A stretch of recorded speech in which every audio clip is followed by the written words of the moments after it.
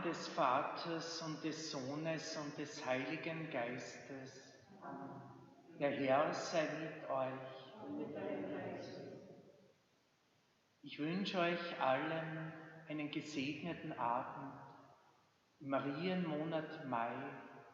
Da begegnet uns heute eine sehr vertraute Bibelstelle. Jesus Christus, er stellt sich uns vor als Weg, Wahrheit und Leben. Es ist eine Stelle, die oft bei Begräbnissen begegnet. Ich möchte euch aber heute einladen, dass wir sie aus dem Blickpunkt des Lebens anschauen. Den Weg, Wahrheit und Leben, das ist unendlich in den Augen Gottes. Uns allen ist eine irdische Zeit geschenkt, eine Zeit, die wir hier mit Leben erfüllen dürfen. Wir kennen nicht das Ende unserer irdischen Zeit, aber wir sind getragen von dem, der uns das Leben verheißt und es uns in Fülle verheißt, über alle irdischen Grenzen hinaus. Und so dürfen wir von Neuem mit all dem, was wir im Herzen tragen, vor Gott hinkommen. Viele Sonnenstunden in unserem Leben, aber vielleicht auch dunkle Stunden. All das dürfen wir unter das Licht, unter die Sonne Gottes stellen und von ihm erleuchten und erhellen lassen. In unser Beten, da nehmen wir ganz besonders auch unsere lieben Verstorbenen mit hinein. Da beten wir heute in besonderer Weise für Vitus Dolina, für alle Menschen, die ihr in euren Herzen trägt. So sind wir da vor Gott, vor dem, der das Leben ist und das Leben schenkt. Wir dürfen im Kyrie von Neuem seine Liebe, seine Zuwendung und Barmherzigkeit erfahren. Wer in seinem Wort uns hält, bis zum Ende dieser Welt. Christus erbarme dich. Wer unsere Mühsal kennt, wer uns beim Namen nennt. Christus erbarme dich. Wer uns aufstellt im Gebet, wer uns reinruft in sein Lied. Christus erbarme dich. Der barmherzige Gott, erbarme sich unser, erlasse uns unsere Schwächen und Fehler nach. Er nehme uns an der Hand und begleite uns auf dem Weg zum ewigen Leben. Amen. Lasset uns beten.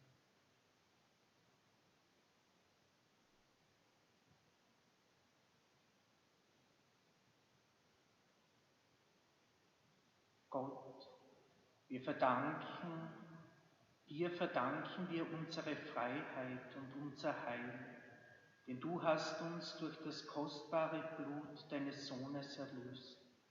Lass uns aus deiner Kraft leben und unter deinem beständigen Schutz geborgen sein. Darum bitten wir durch ihn, Christus, unseren Herrn. Amen.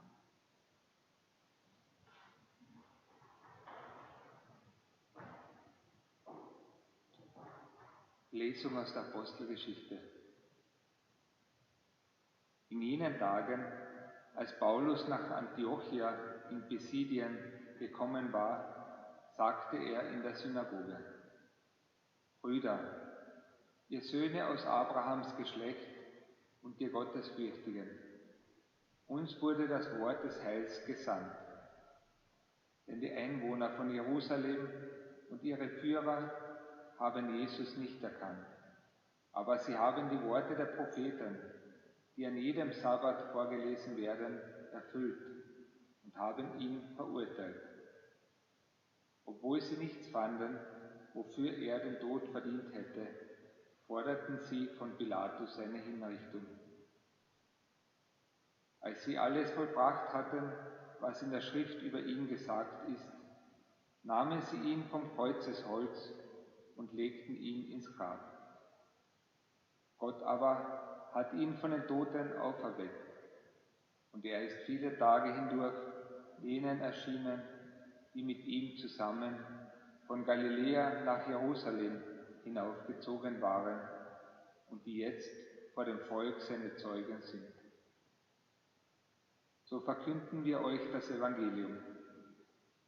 Gott hat die Verheißung, die an die Väter ergangen ist, an uns, ihren Kindern, erfüllt, indem er Jesus auferweckt hat. Wie es schon im 2. Psalm heißt: Mein Sohn bist du, heute habe ich dich gezeugt. Wort des lebendigen Gottes.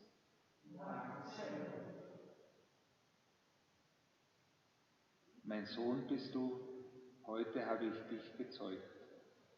Mein Sohn bist du, heute habe ich dich gezeugt. Ich selber habe meinen König eingesetzt, auf Zion, meinem heiligen Berg. Den Beschluss des Herrn will ich kundtun. Er sprach zu mir: Mein Sohn bist du, heute habe ich dich gezeugt. Mein Sohn bist du, heute habe ich dich gezeugt. Fordere von mir, und ich gebe dir die Völker zum Erbe, die Enden der Erde zum Eigentum. Du wirst sie zerschlagen mit eiserner Keule. Wie Krüge aus Ton wirst du sie zertrümmern. Mein Sohn bist du, heute habe ich dich gezeugt. Nun denn, ihr Könige, kommt zur Einsicht. Lasst euch warnen, ihr Gebieter der Erde. Dient dem Herrn in Furcht und küsst ihm mit Beben die Füße.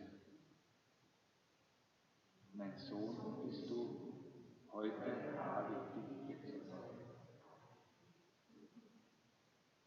Halleluja, Halleluja, Halleluja, Halleluja. So spricht der Herr: Ich bin der Weg und die Wahrheit und das Leben. Niemand kommt zum Vater, außer durch mich. Halleluja,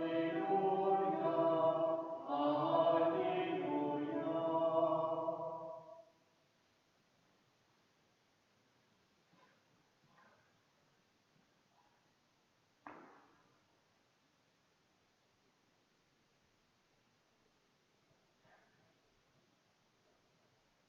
Der Herr sei mit euch.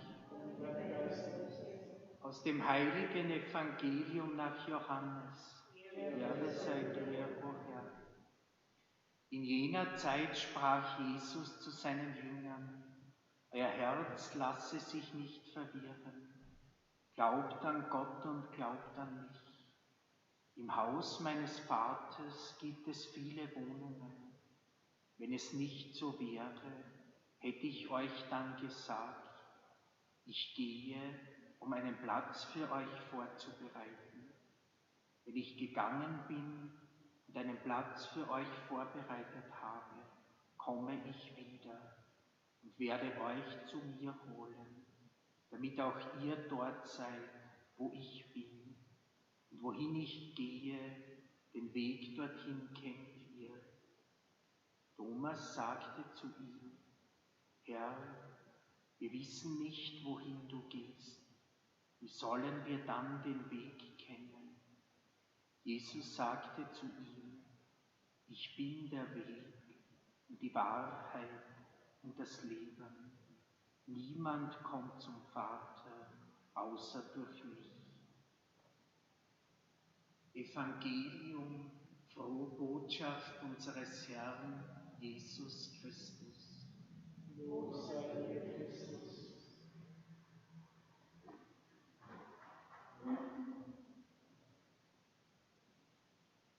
liebe Familie, liebe Brüder und Schwestern, die wir gemeinsam das Wort Gottes hören dürfen und gemeinsam Eucharistie feiern.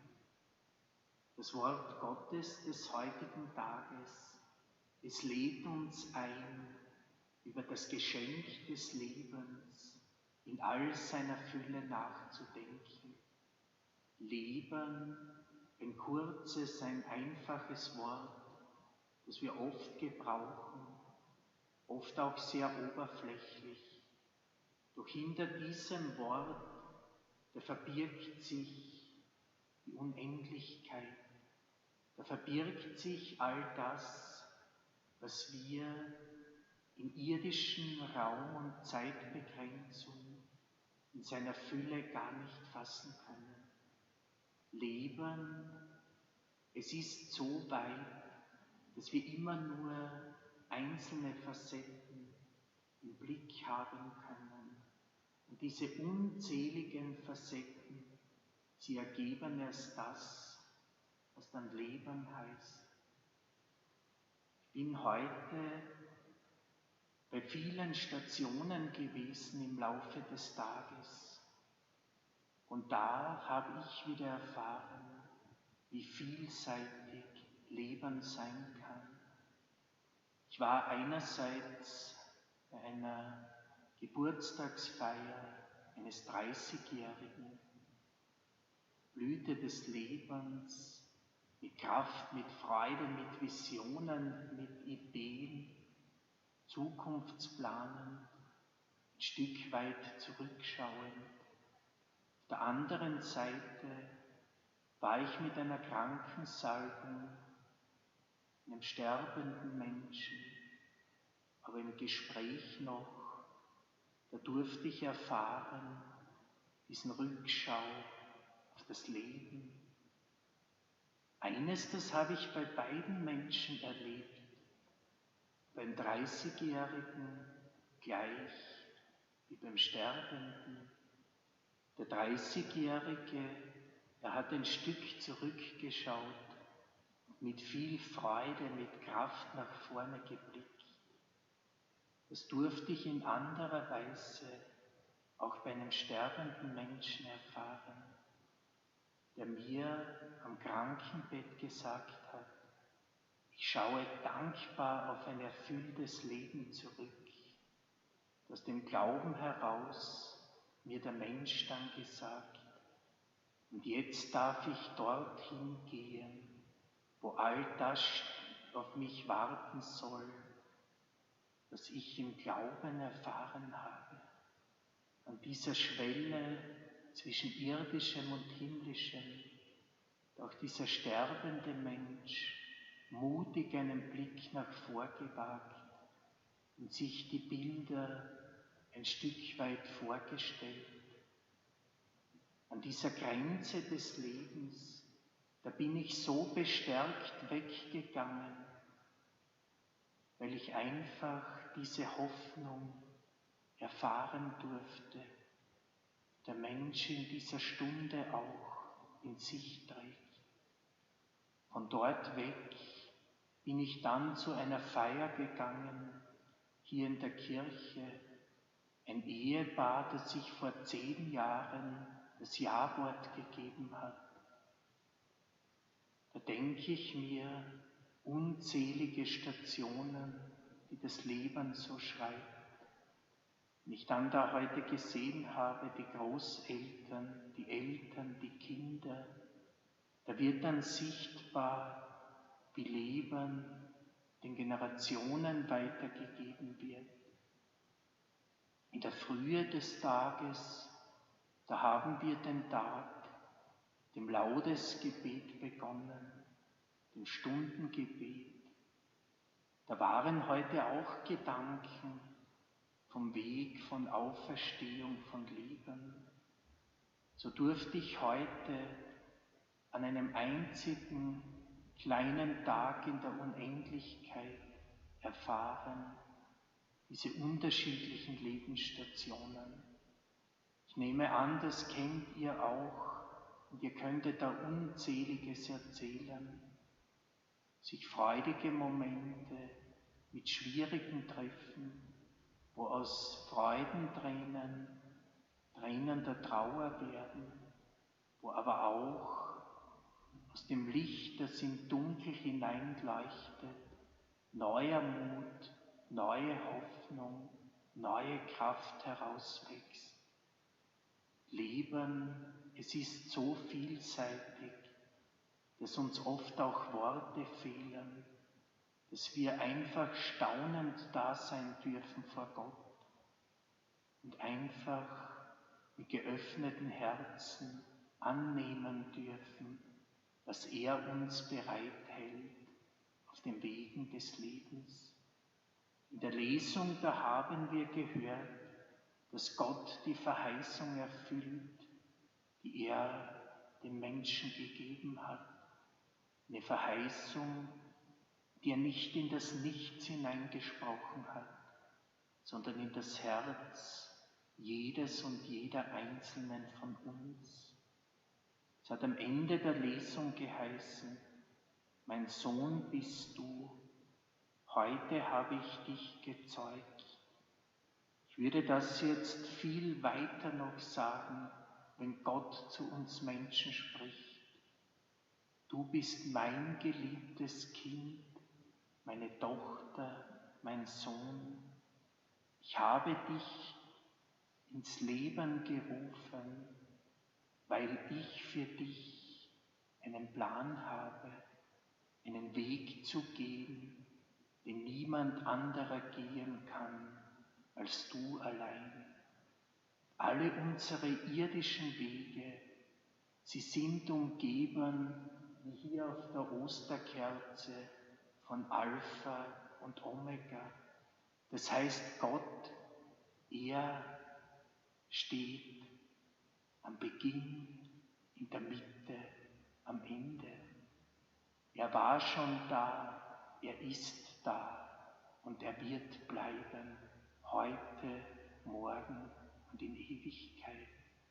In dieses Wagnis, da dürfen wir uns einlassen, da dürfen wir die Zusage Gottes täglich auch von Neuem ins Bewusstsein rufen, dass er es ist, der all das Leben schenkt, dass er es ist, der uns als Weg, Wahrheit und Leben Orientierung geben möchte. Aber hier im Irdischen, da gibt er uns Raum und Zeit, dass wir einander das Wichtigste schenken dürfen des Lebens, nämlich Spuren im Herzen der Mitmenschen zu hinterlassen, die Liebe miteinander zu leben und so Evangelium, Worte der Heiligen Schrift mit Leben zu erfüllen.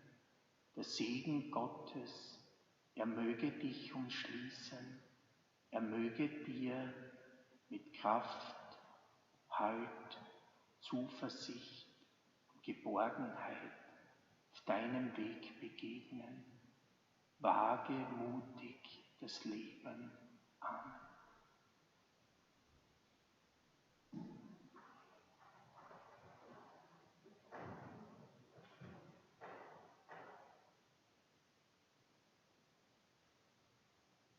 Gott, ein besonderer Moment ist immer auch die Stille. Da können wir in Dialog mit dir treten. Ich verbinde mich mit dem göttlichen Du. So dürfen wir uns Zeit schenken, einfach unser Herz vor Gott sprechen lassen.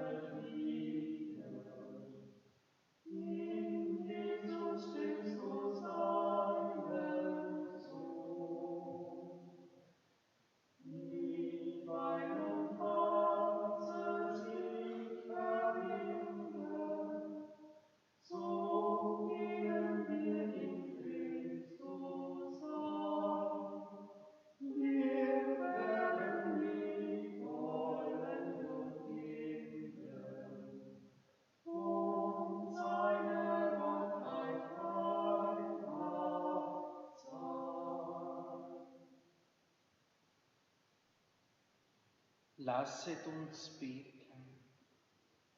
Gütiger Gott, nimm unsere Gaben an und gewähre uns deinen Schutz, damit wir die Taufgnade, die wir empfangen haben, nicht verlieren und zur ewigen Freude gelangen, die du für uns bereitet hast.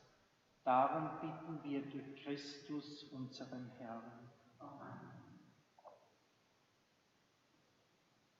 Der Herr sei mit euch. Erhebet die Herzen. Lasset uns danken dem Herrn, unserem Gott. Wir danken dir, Vater im Himmel, und rühmen dich durch unseren Herrn Jesus Christus. Durch ihn erstehen die Kinder des Lichtes zum ewigen Leben. Durch ihn wird den Gläubigen das Tor des himmlischen Reiches geöffnet. Denn unser Tod ist durch seinen Tod überwunden. In seiner Auferstehung ist das Leben für alle erstanden. Durch ihn preisen wir dich in österlicher Freude, singen mit den Chören der Engel das Lob deiner Herrlichkeit. Heilig ist Gott in Herrlichkeit, sein Lob erfüllt die Himmelweit. Lob singe, jubelt die Hosanna. Preis in der Kraft in unserer Zeit. Lob singe, jubelt die Hosanna. Ja, du bist heilig, großer Gott, du bist der Quell aller Heiligkeit. Darum bitten wir dich, sende deinen Geist auf diese Gaben herab und heilige sie, damit sie uns werden, Leib und Blut deines Sohnes, unseres Herrn Jesus Christus. Denn am Abend, an dem er ausgeliefert wurde, sich aus freiem Willen dem Leiden unterwarf, nahm er das Brot und sagte Dank, brach es, reichte es seinen Jüngern und sprach: Nehmet und esset alle davon, das ist mein Leib, der für euch hingegeben wird.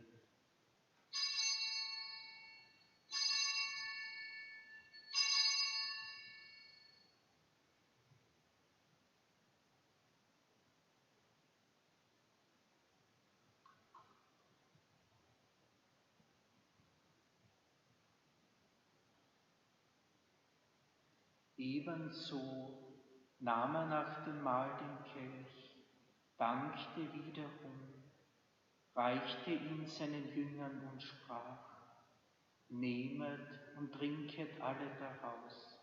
Das ist der Kelch des neuen und ewigen Bundes, mein Blut, das für euch und für alle vergossen wird, zur Vergebung der Sünden. Tut dies zu meinem Gedächtnis.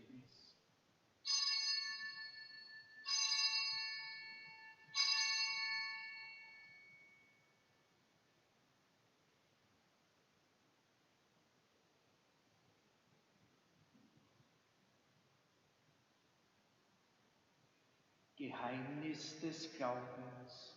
Deinen Tod, o Herr, verkünden wir, deine Auferstehung preisen wir, bis du kommst in Herrlichkeit. Darum, gütiger Vater, feiern wir das Gedächtnis des Todes und der Auferstehung deines Sohnes und bringen dir so das Brot des Lebens, den Kelch des Heiles dar. Wir danken dir, dass du uns berufen hast, vor dir zu sein und dir zu dienen. Wir bitten dich, schenke uns Anteil an Christi Leib und Blut. Lass uns eins werden durch den Heiligen Geist. Gedenke deiner Kirche auf der ganzen Erde, vollende dein Volk in der Liebe, vereint mit unserem Papst Franziskus, mit unserem Bischof Josef, mit allen Bischöfen, mit unseren Priestern und Diakonen, mit unseren Ordensleuten, Akolyten und Seminaristen, mit allen Frauen und Männern, die du zum Dienst in die Kirche und in die Gemeinschaft gerufen hast. Gedenke aller unserer Brüder und Schwestern, die gestorben sind in der Hoffnung, dass sie auferstehen.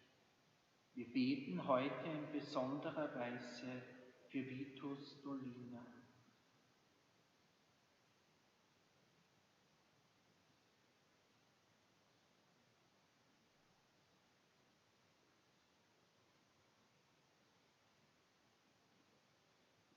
Nimm ihn und alle, die in deiner Gnade aus dieser Welt geschieden sind, in dein Reich auf, wo sie dich schauen von Angesicht zu Angesicht.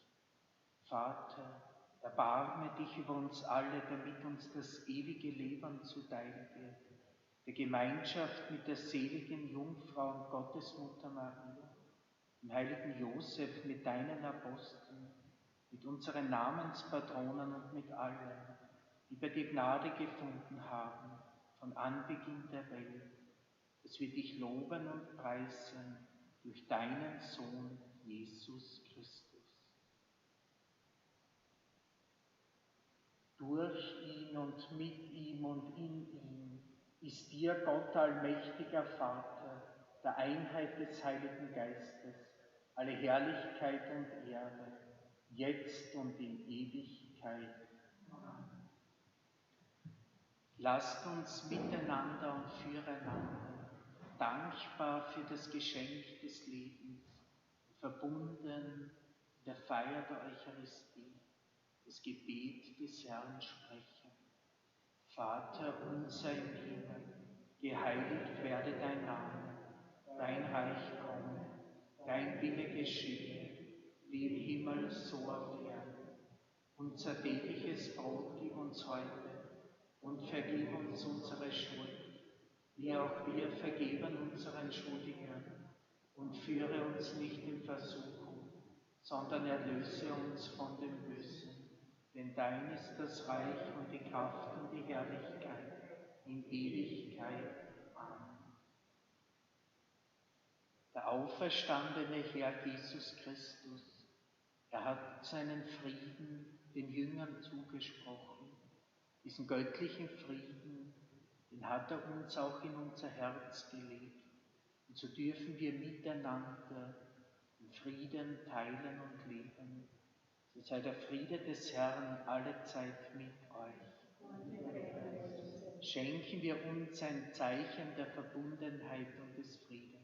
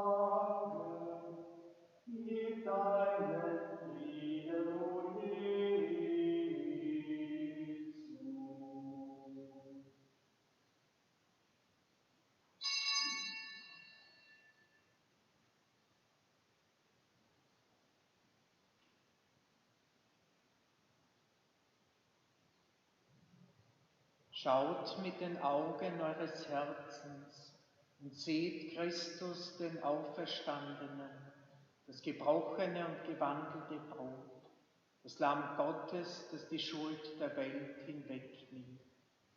Herr, ich bin nicht würdig, dass du eingehst unter mein Dach, aber sprich nur ein Wort, so wird meine Seele gesund.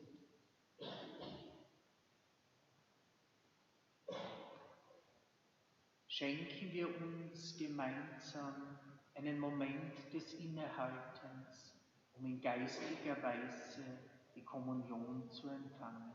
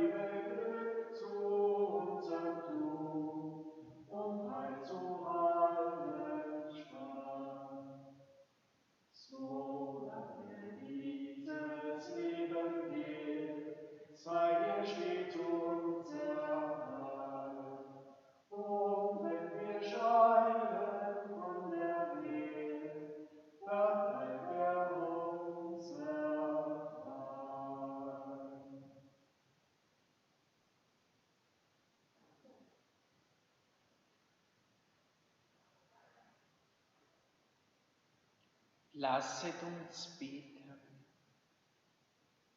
Gütiger Gott, bewahre dem Volk der Erlösten deine Liebe und Treue. Das Leiden deines Sohnes hat uns gerettet. Seine Auferstehung erhalte uns in der Freude. Darum bitten wir durch ihn, Christus, unserem Herrn. Amen.